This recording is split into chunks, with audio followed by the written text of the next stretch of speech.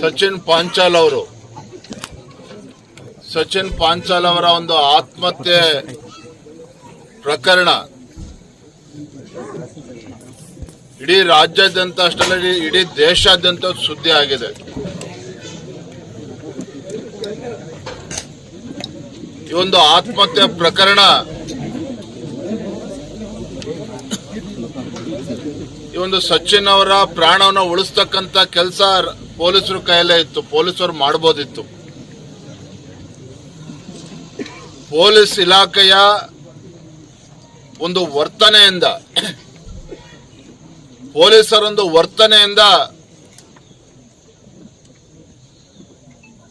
ಒಂದು ಮುಗ್ಧ ಜೀವ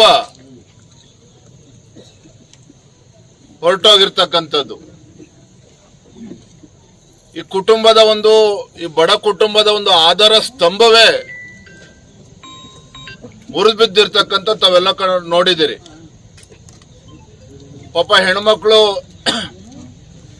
ಇನ್ನು ಸಹೋದರಿಯರಿದ್ರು,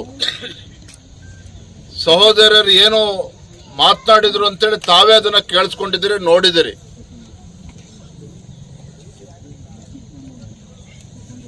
ಹೆಣ್ಮಕ್ಳು ಪೊಲೀಸ್ ಸ್ಟೇಷನ್ಗೆ ಹೋಗಿ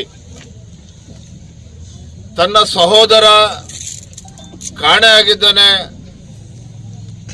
ತತ್ಕ್ಷಣ ಅವನ ಮೊಬೈಲ್ ಟ್ರ್ಯಾಕ್ ಮಾಡಿ ನನ್ನ ತಮ್ಮನ ಒಂದು ಪ್ರಾಣ ಉಳಿಸಿ ಅಂತೇಳಿ ಗೋಗರ್ದ್ರು ಸಹ ಪೊಲೀಸರು ಎಷ್ಟು ಕೆಟ್ಟದಾಗಿ ನಡ್ಕೊಂಡಿದ್ದಾರೆ, ಅಮಾನವೀಯವಾಗಿ ನಡ್ಕೊಂಡಿದ್ದಾರೆ ಅನ್ನೋದನ್ನ ತಾವೇ ಕೇಳಿದಿರಿ. ಅದನ್ನ ನಾನು ಮತ್ತೆ ಹೇಳಿದೆ. ನಾವು ಇವತ್ತು ಒತ್ತಾಯ ಮಾಡ್ತೇವೆ ರಾಜ್ಯ ಸರ್ಕಾರಕ್ಕೆ, ಕನಿಷ್ಠ 1 ಕೋಟಿ ಪರಿಹಾರವನ್ನ ಕುಟುಂಬಕ್ಕೆ ಕೊಡಬೇಕು. 1 ಕೋಟಿ ಪರಿಹಾರವನ್ನು ಅವ್ರಿಗೆ ಕೊಡಬೇಕು. ಒಂದು ಸರ್ಕಾರಿ ನೌಕರಿನೂ ಕೂಡ ಅವ್ರಿಗೆ ಕೊಡಬೇಕಾಗ್ತದೆ. 5 ಜನ ಹೆಣ್ಮಕ್ಳಿದ್ದಾರೆ ಅವ್ರ ಕುಟುಂಬದಲ್ಲಿ, 5 ಜನ ಹೆಣ್ಮಕ್ಳಿದ್ದಾರೆ,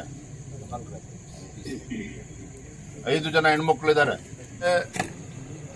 ಕಾಂಗ್ರೆಸ್ನವರಿಗೆ, ಪ್ರಿಯಾಂಕಾ ಖರ್ಗೆ ಅವರಿಗೆ ಇಲ್ಲಿ ಯಾರು ಕೂಡ ಬೇರೆ ಪಕ್ಷದವ್ರು ಬೆಳಿಬಾರದು.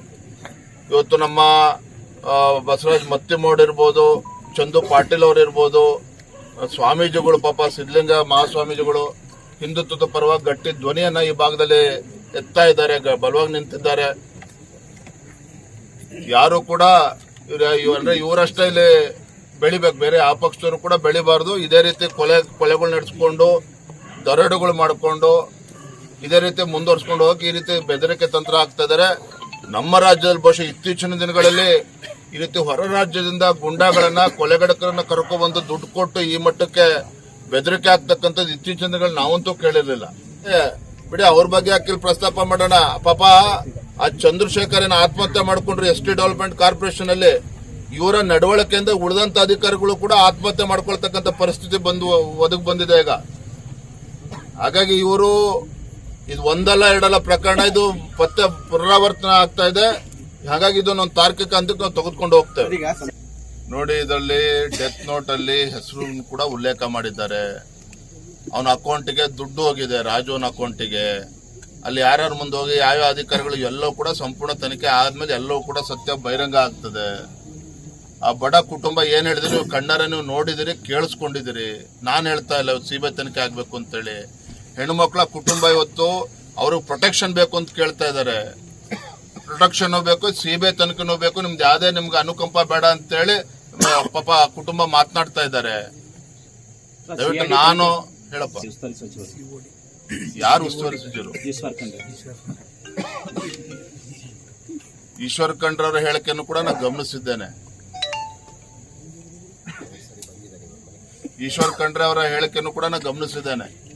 ಯಾರು ರಾಜು ಇದ್ದಾನೆ, 2 ಬಾರಿ ಡಿಸೆಂಬರ್ 15ಕ್ಕೂ ಬಂದಿದ್ದಾರೆ, 2 ಬಾರಿ ಡಿಸೆಂಬರ್ 3 ಮತ್ತು 15ಕ್ಕೆ 2 ಬಾರಿ ಬಂದು ಹೆಣ್ಮಕ್ಳಿಗೆ ಬೆದರಿಕೆ ಹಾಕೋ ಕೂಡ ಹೋಗಿದ್ದಾರೆ.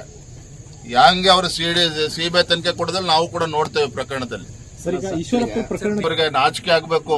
ಹಿಂದೆ ಏನಾಗಿದೆ ಬಿಡ್ಲಿ, ಪಾಪ ಹೆಣ್ಮಕ್ಳು ಅವ್ರ ಕಣ್ಣೀರಾರ ನೋಡ್ಲಿ, ನಾಚಿಕೆ ಆಗ್ಬೇಕು. ಇವ್ರೆಲ್ಲ ಬರೀ ಹಿಂದಿನ ಸರ್ಕಾರ ಅನ್ಕೊಂಡು ಹಿಂಗೆ ಮಂಥನ್ಗಳು ತಕೊಂಡು ಹೋಗ್ತಾರೆ. ಹಾಗಾದ್ರೆ ಪಾಪ ಹೆಣ್ಮಕ್ಳು ಬೀದಿಗೆ ಬರ್ತಾ ಇದ್ದಾರೆ.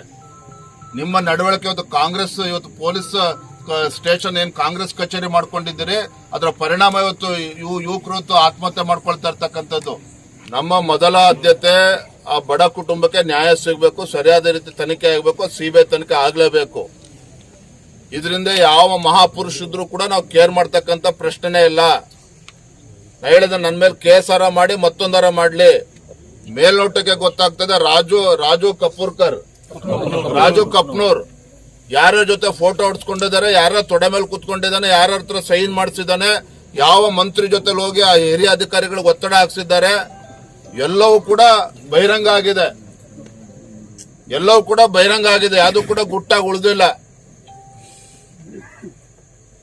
ನನಗೆಲ್ಲೋ ಒಂದ್ ಕಡೆ ಭಯ ಏನಪ್ಪ ಅಂತ ಹೇಳಿದ್ರೆ ಮುಖ್ಯಮಂತ್ರಿಗಳು ಕೂಡ, ಯಾಕೆಂತಂದ್ರೆ ಪ್ರಿಯಾಂಕಾ ಖರ್ಗೆ ಅವ್ರು ಯಾರ ಮಗ, ಜಾಸ್ತಿ ಒತ್ತಡ ಹಾಕಿ ಅವ್ರ ಮಂತ್ರಿಗಿರಿ ರಾಜೀನಾಮೆ ತೆಗೆದುಕೊಂಡ್ರೆ ಅವ್ರ ಮುಖ್ಯಮಂತ್ರಿ ಬುಡಕ್ಕೂ ಬರ್ತದೆ, ಆ ಭಯನೂ ಕೂಡ ಅವ್ರಿಗೆ ಇರ್ತದೆ. ಎಲ್ಲವೂ ಕೂಡ ನಾನು ಗಮನಿಸ್ತಾ ಇದ್ದೇವೆ. ಹಾಗಾಗಿ ಯಾವುದೇ ಕಾರಣಕ್ಕೂ ಈ ವಿಚಾರದಲ್ಲಿ ನಾವು ಹಿಂದೆ ಸರಿತಕ್ಕಂಥ ಪ್ರಶ್ನೆನೆಲ್ಲ, ಇದು ಸಿಬಿಐ ತನಿಖೆನೇ ಆಗಬೇಕು, ಪ್ರಿಯಾಂಕಾ ಖರ್ಗೆ ರಾಜೀನಾಮೆ ಕೊಡಲೇಬೇಕು.